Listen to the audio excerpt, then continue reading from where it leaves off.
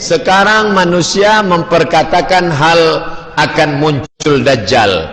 Pak Ustaz, apakah ciri-ciri pengikut Dajjal sudah muncul di dunia? Yang dikatakan sekarang sudah ada pengikutnya dari golongan homoseks, LGBT, lesbi, pemimpin yang zalim, golongan Syiah, Yahudi munafik, talam dua muka. Mohon pencerahan Ustaz untuk dikongsi bersama jamaah. Bila dia kata hak, maka itu batil. Bila dia kata batil, maka itu hak. Itu ciri sifat daripada Dajjal. Dia tunjuk langit ya sama imtiri, turun hujan. Dia tunjuk bumi ya ardi umbuti, tumbuh tanaman. Dia tunjuk mayat ya mayat mayat hidup. Orang sangka ini mukjizat, padahal ini adalah perbuatan yang dimurkai Allah. Maka jangan terpukau menengok dia berjalan di atas air. La taghtar, jangan kau terpukau tertipu. Idza ra'aita ar-rajul, bila kau tampak ada orang yatiru fil hawa, terbang di atas awan, yamshi 'alal ma, berjalan di atas air, la taghtar, jangan tertipu, kerana syaitan pun mampu melakukan itu. Tapi pandanglah pada istiqamahnya di jalan Allah. Pandanglah pada istiqamahnya solat berjamaah. Kerana sekarang sudah banyak Dajjal yang asli belum muncul, tapi cucu cicit Dajjal, kaki tangan Dajjal sudah bermunculan datang. Dia kata ini LGBT baik, dia bagi Nobel LGBT, dia bagi penghargaan LGBT, dia iklankan merata-rata tempat. Maka Dajjal sudah muncul. Maka syarat kita selamat daripada Dajjal lakukan 3. Yang pertama, baca surah Al-Kahfi malam Jumaat, pagi Jumaat, petang Jumaat. Baca awal surah Al-Kahfi 10 ayat bila mampu hafazkan anak-anak kita. Yang ketiga, sebelum salam, Allahumma inni a'udzubika min azabi jahannam wa min azabil qabri wa min fitnatil mahya wal mamat wa min syarri fitnatil masihid Dajjal. Allah tolong kita insyaAllah. Intan surullah, kalau kau tolong agama Allah, Allah berjanji yansurkum innaka la tughliful mi'ad. Jangan takut pada Dajjal, tapi takutlah pada tak adanya pertolongan Allah. Jangan takut pada syaitan, tapi takutlah tak adanya istiqamah dari Allah. Minta tolong pada Allah. Idza sa'alta fas'alillah wa idza ista'anta fasta'in billah. Minta tolong, iyyaka na'budu wa iyyaka nasta'in. Allah berjanji, Allah tak pernah ingkar janji. Apa hukum muslim bersedekah, memberi rezekinya pada non muslim? Macam tak ada lagi orang muslim yang susah. Masalah memberi sedekah pada non muslim boleh. Dalilnya mana? Asma non muslim datang menjumpai Asma punya bundanya non muslim, menjumpai Asma muslimah. Asma takut nak berjumpa dengan mak ibundanya. Maka dia bertanya kepada Rasulullah, Ummi qadimat, emak saya datang, wahia raghibah, dia ingin betul berjumpa dengan saya. Afa asiluha, boleh ku sambung silaturahim dengan dia? Kata Nabi, siliha, sila sambung, boleh. Afa u'tiha, boleh aku bagi hadiah pada dia? Kata Nabi, i'tiha. Itulah dalil boleh membagi daging kurban pada non muslim. Jangankan sedekah, daging kurban boleh engkau bagi. Jadi kalau ada orang berkata Islam ini ekstrim, Islam ini teroris, Islam ini menerikan kebencian, siapa yang berbeza dengan engkau, pancung kepalanya, bakar rumahnya, ambil bininya. Siapa yang berkata macam ini? Ini bukan Islam. Islam wa ma arsalnaka illa rahmatan lil alamin. Maka Islam datang membawa kedamaian. Bila engkau berkurban, maka boleh engkau bagi, tapi tentu dengan syarat kaum muslimin sudah dapat, yang susah-susah di antara kita dapat, tapi engkau berjiran tetangga kepada non muslim, engkau bagi pada dia, maka engkau pun dapat kebaikan. Fi kulli kabidin ratbin sadaqah, dalam setiap hati yang basah ada sedekah. Seekor anjing diambil seorang perempuan jahat, dia ambil air dari dalam perigi dengan sepatu kasutnya yang busuk berbau kotor. Perempuan itu kotor, kasutnya kotor, pada anjing yang kotor, tapi tetap dapat pahala. Mengapa? Fi kulli kabidin ratbin sadaqah, dalam hati yang basah ada sedekah. Ini dalil berbuat baik, bukan dalil nak pelihara anjing. Sekarang banyak jamaah yang pandai membolak-balik ceramah ustaz. Saya tak ingin ceramah saya ini dia cut, dia potong, lepas itu dia besok berdalil ini dalil memelihara anjing. Adapun orang yang memelihara anjing, sesiapa maniqtana kalban, siapa yang memelihara anjing, maka setiap hari pahalanya dikurangi sebesar Bukit Uhud. Bukit Uhud itu panjangnya 7 km. Satu hari 7 km, 7 km. Amal dia sebesar bisul. Maka setiap hari minim hilang amal sama sekali. Malaikat tidak masuk ke dalam rumah bila di rumah itu ada patung dan anjing. Bukan malaikat takut pada anjing, malaikat tak mau satu majlis dengan anjing. Anjing herder kah, anjing kampung kah, anjing pudel kah, malaikat tak mau masuk. Tapi yang tak masuk tu malaikat rahmat, malaikat maut masuk. Jika masjid jaraknya 15 menit jalan kaki dan surau 3 menit dari rumah, mana sebaiknya saya datang? Tak tengok minit, maka mana yang dekat itu engkau buat. Tapi surau yang dekat ini tak ada kajian, masjid ada kajian, majlis ilmu, datang. Yang penting jangan sampai surau musalla kosong daripada solat berjamaah. Kalau masjid surau kosong daripada jamaah, istahwadzat alaihimus syayatin, satu kampung itu diganggu syaitan. Jangan heran bapak setan, ibu keganggu syaitan, anak pun cakap macam syaitan. Sebab apa? Sebab meninggalkan solat berjamaah. Buat solat berjamaah, selepas itu pergi ke masjid, ada kajian tabligh akbar besar, maka ini amat sangat baik. Bila ada solat 5 waktu tapi tak ada solat Jumat, namanya musalla. Bila ada solat 5 waktu, ada solat Jumat, namanya masjid jami'. Ini masjid jami', maka disebut masjid jami' kampung baru. Dulu semasa mazhab Syafi'i, satu negeri hanya ada solat Jumat satu, maka disebut masjid yang ada solat Jumatnya itu masjid jami'. Adapun ada solat 5 waktu tapi tak ada solat Jumaah, namanya masjid saja, tak ada jami'nya. Itu apa? Masjid. Itu maknanya ada solat 5 waktu tapi tak ada solat Jumat. Bila ada solat Jumatnya, masjid jami'. Tapi di tempat kita bumi Nusantara muncul macam-macam istilah. Ada musalla, ada surau, ada kalau di Jawa langgar, ada madrasah, macam-macam. Itu sebenarnya masjid juga. Maka kalau masuk ke surau, usolli sunatan tahiyatal masjid, bukan tahiyatal surau. Sebab dia masjid juga. Tapi yang ada solat Jumatnya masjid jami', pahalanya sama. Engkau kenapa tak pernah ke surau? Sebab pahala tak banyak. Kenapa tak ke masjid? Sebab masjid jauh. Dua-dua dia tak datang. Ini tak betul. Bagaimana hukumnya kalau orang tua tak mau membagi tanah pusaka kepada anak-anaknya? Bila ayah kita mati meninggal dunia, maka ibu mendapat 1/8 kerana ada anak. Sedangkan bakinya dibagilah kepada anak. Lidzakari mithlu hazzil unsayain. Ibu takut membagi, sebab dia bagi nanti anak mengusir dia dari rumah itu. Anaknya tak terlampau pengganas, menantunya yang dia khawatirkan. Maka oleh sebab itu dia tahan saja. Maka duduklah bersama. Bunda jangan takut, jangan khawatir, kami tidak akan usir daripada rumah ini. Harta ini masih banyak lagi. Abang, kakak yang banyak harta, ini rumah bagian kalian, jaga bunda sampai malaikat maut datang.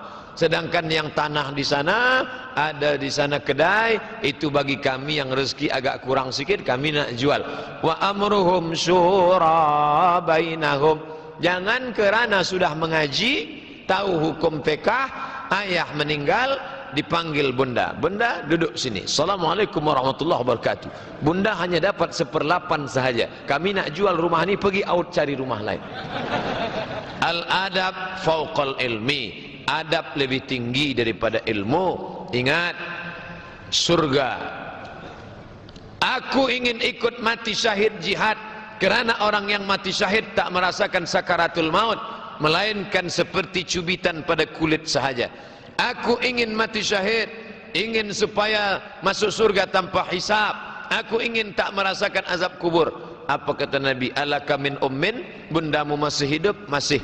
Ilzam rijlaiha fathammal jannah. Kau jaga dia baik-baik, maka kau dapat surga. Berbaktilah kepada ibu kita. Apa betul yang boleh menggugat tanah pusaka cucu pertama dalam keluarga tersebut? Anak-anak ada, kenapa cucu? Anak, kalau ada ayah, saya datuk, saya punya anak, saya punya cucu, maka kalau saya mati, yang berhak anak-anak saya. Kecuali kalau anak mati baru ke cucu. Ini cucu tak tahu diri, kenapa dia bicara? Ayah dia masih ada lagi. Ini cucu yang tak sabar nak dapatkan harta pusaka. Itulah mengapa masukkan anak cucu kita sekolah agama, supaya dia tahu mana hak, mana kewajiban, supaya tahu dia mana yang boleh dia ambil, mana yang tidak.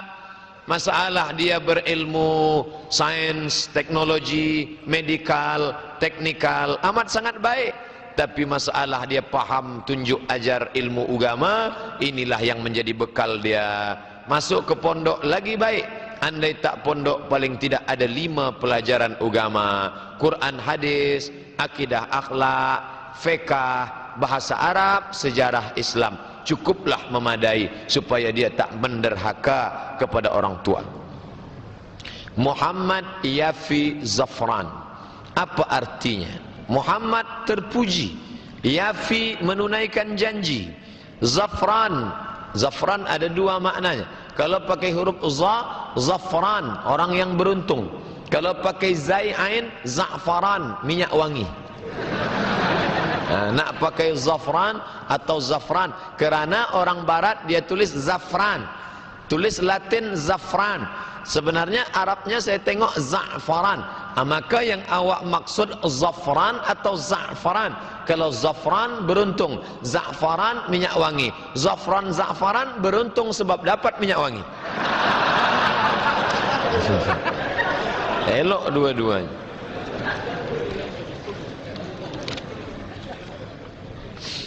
Kedua ibu bapa saya sudah meninggal. Allahumma ighfir lahum warhamhum wa'afihim wa'fu anhum. Sekarang hampir setiap hari saya amalkan menginfakkan duit ke kotak amal untuk panti tua, orang tua. Saya niatkan untuk almarhum kedua ibu bapa atas nama diri saya. Apakah amalan saya bertujuan untuk amal jariah dapat ridha Allah, sampai untuk amal jariah arwah ibu bapa? Sampai. Ustaz sampai tak sampai, Ustaz tahu dari mana? Ada report SMS, dah sampai. Datanglah saat berjumpa kepada baginda Rasul sallallahu alaihi wasallam. Saat ini sayang betul dengan bundanya. Ya Rasulullah, ya, ummi matat, makku sudah mati, meninggal dunia. Afa atasaddaqu anha, bolehkah aku bersedekah? Pahalanya sampai apa tak sampai? Kata Nabi, tasaddaq, bersedekahlah. Itu dalil sedekah boleh untuk orang mati. Ayyus sadaqatu afdal? Apa sedekah yang paling afdal? Apa jawab Nabi? Saqyul ma, memberi air minum. Maka yang paling elok bagi air minum. Maka bila kita pergi ke Makkah, dalam gang jalan-jalan kecil ada kita tengok freezer, tempat air minum sejuk dia bagi. Di Mesir, di Kahirah pun banyak. Sebab apa? Orang bersedekah air minum. Di tempat kita tak perlu lagi bersedekah air minum, kerana air sudah banyak sampai masuk ke dalam masjid. Tapi di Kuala Lumpur saya tengok di pintu masjid masjid besi tadi banyaklah botol air minum sedekah orang. Lagi baik ada orang haus dahaga dia bagi minum, maka saya pun dibagi sedekah air minum sampai 2 botol. Yang sudah dibagi mesti diminum. Bismillahirrahmanirrahim.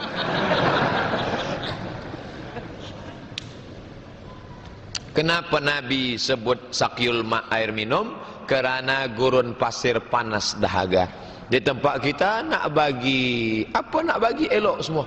Saya nak bagi lampu cantik untuk masjid, lagi elok. Saya nak bagi kamera supaya boleh streaming, lagi baik.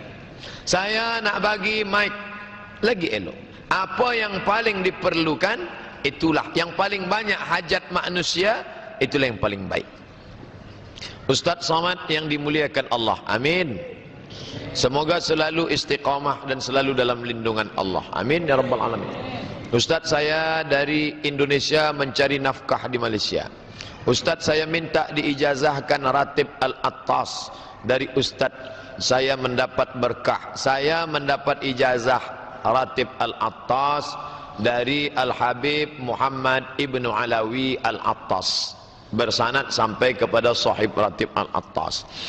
Ajaztukum, aku ijazahkan kepada kamu Ratib Al-Attas, asa an tamfa'ana fid daraini, semoga bermanfaat bagi kita dunia dan akhirat. Maka ucapannya kalau diberi ijazah, qabiltu, aku terimalah ijazah ini. Itu ijazah. Ajaztukum jami'a muallafati wa marwiyati wa muhadarati, aku ijazahkan buku 37 masalah popular, 99 tanya jawab salat, 33 tanya jawab kurban, 30 tanya jawab puasa. Semua muhadarah yang selama ini didengar aku ijazahkan kepada yang hadir pada majlis ini. Qabiltu, aku terima. Ijazah namanya. Itu tradisi baik dari para ulama kita dahulu. Saya pergi ke Palembang, ada orang ini boleh diamalkan boleh tidak, puan-puan yang tidak setuju diam saja. Jadi ada seorang istri dia 4 orang. Jadi seorang ini bertanya, bagaimana tuan boleh beristri 4? Bagaimana melunakkan hati perempuan? Kata dia, saya baca Ratib Al-Attas. Berapa kali? 41 kali. Kerana ada orang membaca 41 kali, ada seorang dia baca, kau baca aku nak meminang perempuan Habib, kau baca Ratib Al-Attas supaya lunak hati ayah dia, lunak pula hati dia. Dia baca 17 kali, dia pun tertidur. Selepas itu dia pun tawakal, dia datang, dia diterima. Lepas itu dia report, dia balik kepada Tuan Habib. Habib ya, saya dah baca 17 kali, tak sampai 41 dia terima. Katanya 41 baru terima. Apa kata Habib? Engkau baca 17 dia terima. Kalau kau baca 41 dia yang datang ke rumah engkau. Tapi saya belum amalkan lagi. Saya hanya baca sekali 2 kali, belum pernah saya cuba 41 kali. Andai saya baca 41 kali mungkin banyak juga yang datang.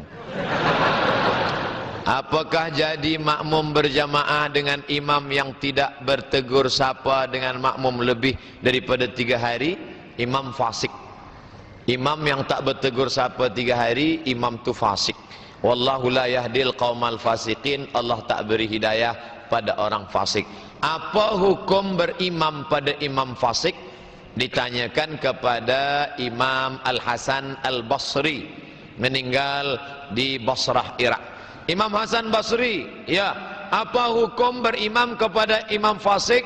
Laka wa alaihi fisquh, engkau dapat pahala solat berjamaah, fasik dia untuk dia. Jadi imam-imam fasik ini cukuplah fasik dia untuk dia, kita tetap solat berjamaah. Saya sebenarnya Ustaz nak sembahyang di masjid, kenapa tak pernah ke masjid? Imam tu fasik. Ini alasan sahaja. Datanglah ke masjid, fasik imam tu untuk dia. Tapi bila kita nak ganti imam baru boleh juga. Datang kepada Jakim, kami nak minta imam baru Tuan Jakim. Sebab apa? Imam kami ni imam fasik. Ya Allah, salamullah ala taha rasulillah.